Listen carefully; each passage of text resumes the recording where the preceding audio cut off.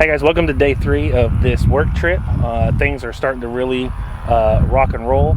I got a call today that the well guy will be here this afternoon to set the rig up, and we'll be drilling the well tomorrow. So that is huge. We will definitely have that in. I also got confirmation that the septic situation is handled. We have a contractor who has the correct pipe. We'll have it in stock, and we should be getting the septic in the same week that they move the house out here. So by the time the house gets here, it looks like we'll have electricity, power, and the septic set up. And so we shouldn't have any delays. We're gonna be able to move in. It's, obviously something else can happen, but as of right now, things are looking fantastic. So I got up this morning, had to handle some meetings and stuff, make some phone calls, but then I came out of the camper and guess what I found? Let me show you. Look at that. The electric company is here. If you look up there, right there, they connected our electricity. And so now they're working back towards connecting it up back where the power comes in on the property. So that means either today or tomorrow at the latest, we will have electricity at this temporary power pole, which gives us electricity on the property, which is something we haven't had. I've been working with a generator part of the time, and then our neighbors, like I said, with this last trip when we got here, our neighbors let us set up over there, so I've been charging my batteries and stuff over there. But we will have our own power, and this is huge. I just talked to their supervisor, and once the house gets out here and dropped off, I can call them, and within 4 or 5 days they'll take the service from that transformer pole that they're working on right now over to where the house is going to be. So that is fantastic. That's one massive relief to find out the well, the septic, and electricity is all squared away. What that's going to mean for the rest of this work trip is continuing to clean up fence lines and get ready to stretch new fences. We've got the barn all the way done. Noah went in yesterday and flattened out all that dirt, which I'll turn around here in a second to show you guys. See, so we got all that dirt's flat now, and so we'll do a little bit more touch-ups with like the stuff that's mounted up on the side, but essentially this is going to be our temporary goat barn until our permanent barn is set up. I spent the most of the day running a weed eater around the big pond. You probably can't tell from here, but around the front side and on the pond side, it's gotten pretty tall. It's really hard because of the angle and how steep it is. I can't get any lawnmowers or equipment in there. I'm considering going to like Tractor Supply or maybe a Home Depot and seeing if they've got one of those like kind of like lawnmower, but on the front end it's got like a multiple slots for running strings. It's kind of like a giant weed eater that you run, kind of like a push mower. I'm sure you guys know exactly what I'm talking about. But anyways, I'm thinking about getting one of those to kind of help accelerate the cutting down of just how tall the brush has gone. I don't think it'll be that hard once it's reset into like grass, kind of like how the fields are. But until we get all that really tall brush cut down, it's just slow going with the weed eater. I feel like I made a big dent in it. I've got it cleaned up around the willow tree, and it's starting to look better, and hopefully we can get it finished tomorrow. I really want the property to look nice and put together whenever Jessica comes back after all these trips that I've made to get stuff done. So the part of the wow factor is definitely getting the ponds looking nice. Like I already showed you guys in the previous video, the small pond's completely done. Didn't have to help do that because my friend Chris is amazing. We'll get the big ponds knocked out, like I said, probably by tomorrow. However, there is another big thing that happened today that is another big step, and I know I keep talking about the big steps, but there's just actually been a lot happening on day 3. But there's another big thing that happened, and I'll get more of the footage tomorrow, but let's go over there and check out what showed up today. Alright guys, here it is. Look at that big old thing. That apparently is what you need to drill a well. I mean, I had no idea. I've never drilled a well or been present while drilling a well, but when this thing rolled up today, I was like, yes, another thing on the list of things that have to get done for us to be able to move on to this farm is happening. He moved the rig up here today, the contractor we're using, and he's supposed to be coming back in the morning to start drilling. So we're getting it done. It's all good. Ben's actually been helping, which I mean is no big surprise to you guys. It's no big surprise to me. He spent a lot of today helping cut T-clips off of fences that we're taking down and pull wire and different things like that. He was even helping with pulling T-posts out. You know, I'd operate the tractor and pull the T-post out, and he'd be able to go over there and take the chain off and reset it. So, you know, he's been a huge help, and we're gonna get it done. So we'll be back here tomorrow. Come back for tomorrow? No, we already did that part. Oh yeah. We're just talking now. Not building? No, I mean, yeah, we're doing that too. I've got Ben here. We're unloading some. What are we unloading? Gates. Are those gates? Turn around. What are those? Gates. Cattle panels. We're unloading cattle panels. All right, you're helping me? Being my sidekick? You kicked a lot of sides this week? Yeah. Good. All right, let's get after it.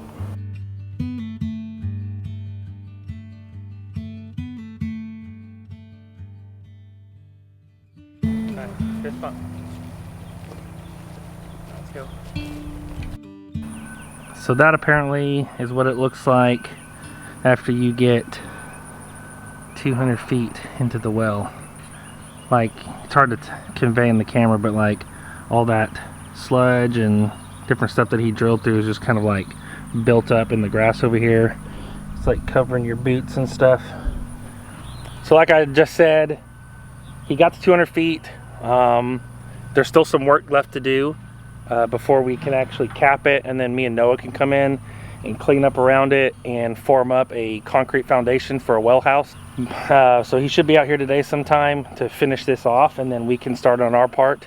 But I believe what he said yesterday was that at 200 feet he didn't advise us to go deeper because we're already pumping 25 gallons a minute, and he said that was very good and there would be no reason to go any further.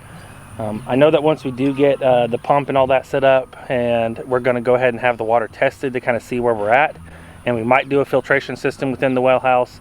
But if it comes back good, then we won't. We're just going to wait and see what that looks like. But I'm going to make sure and get some footage of him finishing off the well and capping it and all that stuff. I didn't get any footage yesterday because stuff was just, you know, kind of coming out everywhere, and it was really loud. You know, and also I had other things that I was working on the property. So it's just a cool, maybe even a once in a lifetime thing. I've never been present when a well's being dug, so this would be the first time that I've ever seen this happen. I still think it's kind of fascinating. Just the fact that you can come out here and dig 200 feet and get water, it's just really cool. All right, so what did you think about this machine? It's tall. It's tall? Mm-hmm. Yeah, was it loud? Yeah. Hey, look up. Let me see your beautiful face. I know the sun's here. Let me block the sun. Is that better? Do you think it's pretty cool that we're digging a well? Gonna have water? Yeah. Yeah. Hey guys, so it's the next morning. The well still hasn't been finished, and so I'm still hoping to get over there when he comes by today to finish that off and try and get some footage of it operating. It's all very interesting stuff, but we have a ton of stuff to get done today. We are running a little bit behind, but I think we'll be okay. But let's go over some of the decisions we've made, and I'll show you guys kind of where we're at on our fencing. There's still a lot of demo to do, like trees to be trimmed, stuff to take out, but it's kind of on the other side of the pond side of the property. Most of everything on this side of the pond, which is the pasture you see behind me, has been done. So we're in the process now of rebuilding this, because this is where we're going to keep the goats and the pigs and stuff. The other side of the property I'll start working on once we are actually here, and I'm working on it every day. That other side was not as high a priority because we're not really doing anything with it immediately, and so the priority has been cleaning up around the ponds, entrances, gates, things like that, and then pasture fences and being able to have a structure for the goats and things like that. As far as that's concerned, we're making progress, but I've also made a couple of decisions on some design aspects that I think we're going to implement throughout the rest of the farm, and there's a couple of reasons why. But we can talk about that once I get over here to the corner. We've got this corner finished where me and Ben were unloading cattle panels yesterday, so let's go take a look at it and talk about it and why we did that. So as I'm walking down there, you can see that we've got all the T-posts strung, And if you'll, well, it's probably hard to see from here, but as we're walking down, as you guys look ahead, let me get out of this sun. So here's the fence line. As you can see, it's starting to curve in and then go back out towards the corner. And the reason we went ahead and did that curve and added in a wooden brace post is because of the power pole that's right there, and then the trees to my right as I'm facing it. We basically took the original fence line and pushed it away from those trees, which those trees were starting to encroach and kind of damage the existing fence. And then we also have to deal with that power pole, and so what we did is we split the difference and ran a brace post right in between them, so it'll keep the fence off of both.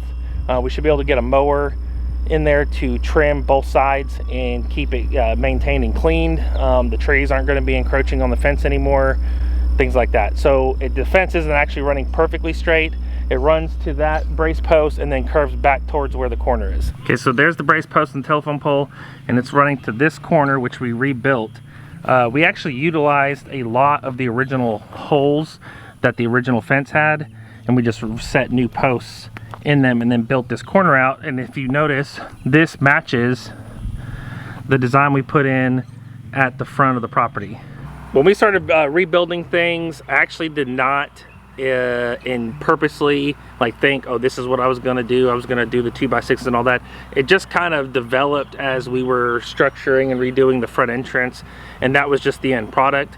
I decided to continue that on this corner, and I liked it so much that I'm actually going to continue it throughout the rest of the property. So for the other gate entrances that we're building, I'm going to do something very similar for actually the gates, even coming in and out of the pastures, like just all the different areas. We're going to incorporate this kind of style throughout the property for a couple of reasons. I think the first reason, let's say 50% of it, is the fact that we enjoy that it looks nice. I think it looks really good. I think it looks polished and finished, and I think Jessica's gonna like it. I just really like how it turned out. Maybe it's even more than 50%. The other reason is that my kids, no matter how many times I explain it to them and talk to them, they don't know what a gate is for.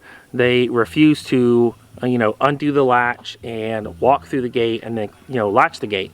They always either climb over the gate or they're climbing over the wire on the fencing all the time. And then they bring their friends over. Anytime they have friends over, they're teaching their friends to do the same thing. And with the kids doing that, what ends up happening is that the gates shift and the hinges shift, and it causes the gates not to shut properly or for the different latches not to line up.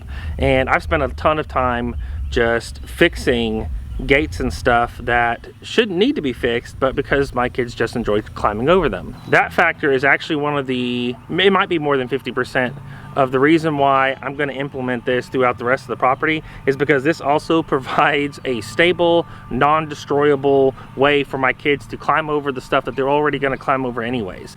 And so we're going to kill two birds with one stone, as the saying goes. It'll look really cool, it'll tie in different parts of the property, but then it also will provide a place for my kids to safely climb over, which I already know they're going to do, and it won't damage anything. So I thought that was a win-win. Now, coming off this corner, we've actually already got the T-post run almost all the way up to where that corner gate's going to be, but we haven't run it the whole way there, and I haven't rebuilt that gate entrance. The reason why we haven't finished rebuilding that corner gate and setting all the posts for it or running the T-post all the way down there is this is the street, and that's the entrance that they're going to bring the mobile home through. And I already met with the contractor who's bringing it out, and we came up with a game plan, and I kind of assumed that this was going to be the route that they would take. Just kind of understanding how big the house is and how wide the turn's going to have to be. I never anticipated that they would come in off the main entrance side that I already rebuilt because of just the trees and stuff. So they're going to come in off this corner, and actually from there it's almost a straight shot back and then one turn, and to be able to set the house where we're wanting it. And there's really nothing obstructing them. Knowing that was also part of the reason why I felt like this would be the solution to, okay, how are we gonna get the house on the property? There's no obstructions.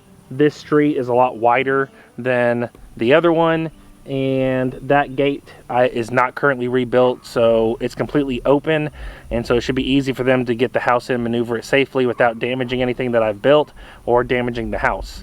Now, once the house is on the property, well, that's one of the first things I'll do when I come back next time, is go through and drill and set all those posts so we can rebuild that entrance and get a gate on it once I actually find a gate. You know, I know it sounds silly, but I have been able to find some styles of the gate that I want, but I haven't been able to find the color that I want. And I know that sounds silly, but Jessica and me have gone back and forth, and I really like it when like the gates match. Like, I don't like having mixed matched gate colors, and she kind of like pokes fun at me, but it's okay, it's just what I like. And so for this property, I'm really trying to stick to making that a reality. I've found lots of different sizes of the kind of gates we want in the color that I want, but I haven't been able to find the 16-foot. And if anybody wants to help, you know, maybe you can find something that's like on the way as we're traveling, and I can, you know, come by and get it. I know it's probably a long shot, but Tarter, T-A-R-T-E-R, Tarter makes the kind of gate that I want, but they either don't know where any are currently in stock, and they don't know when they're going to get more in stock. But it's essentially a 16-foot, I think it's an 84-pound, 1 3/4 tubing, rounded corners, wire filled. So it's got the 2x4 inch, just like the gates that we use at our house in Arkansas. It's got the 2x4 inch spacing, wire welded in, and it's black. We're doing black gates. Like I said, I've already got a bunch of other sizes, but the one I have not been able to track down is that 16-foot gate. If anybody, you know, has a farm store or something that, you know, might be you know, close to where we're going to be at, Batesburg, Leesville, or even close to Conway, I've done a lot of research and made a bunch of phone calls. Obviously, I haven't called every single farm store, you know, that exists in that area, but I've made a lot of phone calls, and nobody seems to have either the Tarter brand or even another brand that would be a similar style, I guess I should say. But again, you know, I'm going to hold out. I'm not, you know, unless it just gets down to it where I absolutely have to have a gate, I'll probably get something to use in the meantime until I can get the gate that I want, and then we'll utilize that gate somewhere else, or I'll sell it on Facebook Marketplace or something. But in the end, when it's all said and done, I want to have the 16-foot wire-filled black gates for our entrances. So anyways, enough talking about my silly preferences on gates and gate color. Well guys, I got to get back to drilling post holes, setting more T-posts. I've got more trees to trim, and I've still got some weed eating to do on this front property line. So I'm going to get back to work, and we'll touch base again probably this evening when the sun gets behind the trees. Okay, so what happened is I did not get the footage of the well machine operating because I got busy doing all the other stuff that I'm trying to get done. And by the time I came back, he was already finished.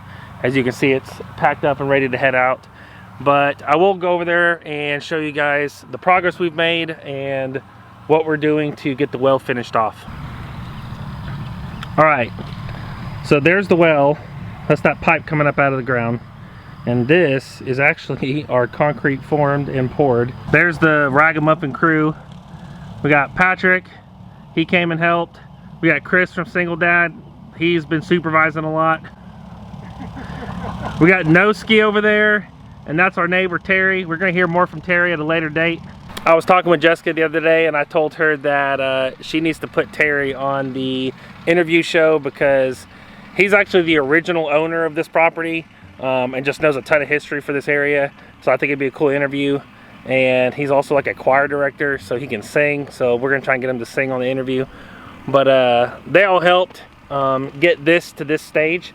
I'll just go over real quick kind of some of the stuff we did to prep for framing the well house, and then running the water lines obviously, and the electrical for the pump. So right here, when we were forming all this up, and this is obviously not done, it's still wet, we still got to skim it and finish it a little bit tonight. But while we were forming all this up, we dug out 6 different 2-inch PVCs with caps on and clean outs. And what I'm going to do here is when I go to run a water line, let's say the first one's going to go to the shop in the house out there, I'll basically just pass the PEX down through that and then run it underground. And so we've got 6 different outlets to run to 6 different locations, and then we've got a similar one over there that's a 1-inch piece and that kind of runs out into the ground there with a cap, and that will take our power from the power pole and run it into the well house.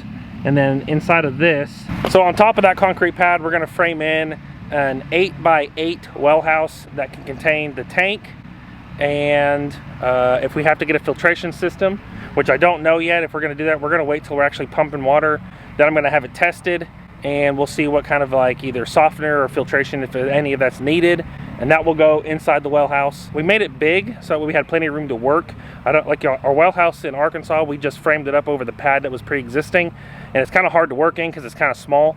So this one will have standing room and plenty of room to work in case we have to go and repair something.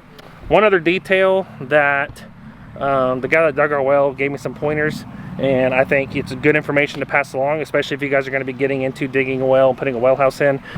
So the 8x8 is that square right there, and then we poured this extra little 2-foot by 2-foot pad, and the well house is actually not going to frame up over this. I'm going to build a separate box that I can remove that will sit over the actual well itself, and we'll just pass all the pipes and stuff through into the well house for the tank. And the reason why is if I can remove this box that we're going to build, now it'll match the, you know, the siding and the design of the well house, but we'll be able to remove that box. That way if we ever need to repair the well or change something, we can pull all the 200 foot of pipe and the pump straight out without having to fight the roof on the well house itself. I thought that was a great suggestion. So if you guys are going to be building well houses, you might want to think about implementing this suggestion. I think it's going to save us a headache. Maybe 5 years down the road, 10 years, 20, it doesn't matter. I think it'll be good for future maintenance of the well. All right, so things are still on schedule. The well's in, the foundation for the well house is in. We are hoping that if it dries off enough that we can do some framing on it tomorrow, so we can go ahead and get the pump and the tank and all that set and installed. I don't want to put that stuff out until I can actually have it enclosed in a well house for weather protection, and also just because I can't keep it on the property whenever we're going to be going back to Arkansas to finish moving everything here. So before we actually set the tank and the pump, we're going to get the well house done and secured so I can lock it, and then we'll set everything for water. The septic's on schedule, and the house is set to come in next week. And they were actually supposed to hook up the electrical this week, and there was a big miscommunication between the county who did the inspection and the power company. They were waiting for the inspection approval to release power to Mid-Carolina, which we did have almost 2.5 weeks ago. So there's this big miscommunication. They did get all the poles set and everything run, but they didn't turn it on, and now it's a holiday weekend, so hopefully we'll get it turned on next week by the time we get back, which would be fantastic. So like I said, everything's moving smashingly. I am a little behind on where I wanted to be as far as fence building, but I think we will be okay to move when it comes down to it. I've still got another week here before the actual move, and I should be able to get all the fences I have to have done to get our animals here finished in that last work period. But having a help is also a huge benefit. Without all these guys coming and helping out, and Jesse from The Further You Go was out here this last trip. My friend Will was out here this last trip. There's been a lot of help. JR's been here. And these are all people that we've met either from viewers or from just being in the area. So huge amounts of help coming in, and I know we've gotten even more emails of people who have offered to help, and it's just fantastic having this much help. I was not anticipating that, and honestly without it I doubt we would be anywhere near as close as we are now to being ready to move. So we're super appreciative. So this is going to be the close of the second video that I've shot on this last work trip. I'm going to shoot one more video tomorrow where I'll go around and we're going to be digging and setting a lot of our fence posts. Me and Jessica spent some time when I was home last time kind of going over and drawing out from like an aerial view of where we wanted to place things, and then I've done my best to kind of convert that into a actual physical plan, and I think it's coming together nicely. I'll go over that tomorrow, and then also there's a special project. It has nothing to do with being able to move, but it's something that I want to do before all my kids come back next week, because next week we're all coming here. I'm bringing Jessica to come see the property again, bringing my kids and my daughter Malia, who's not been here yet, and so we're all super excited for that. But anyways, I'm gonna do this special project tomorrow. Thank you guys for hanging out with us. Thank you for just going on this journey and supporting us through it. We are appreciative of all of you, all the help, all the prayers, and just all the support. I bless you. Until next time.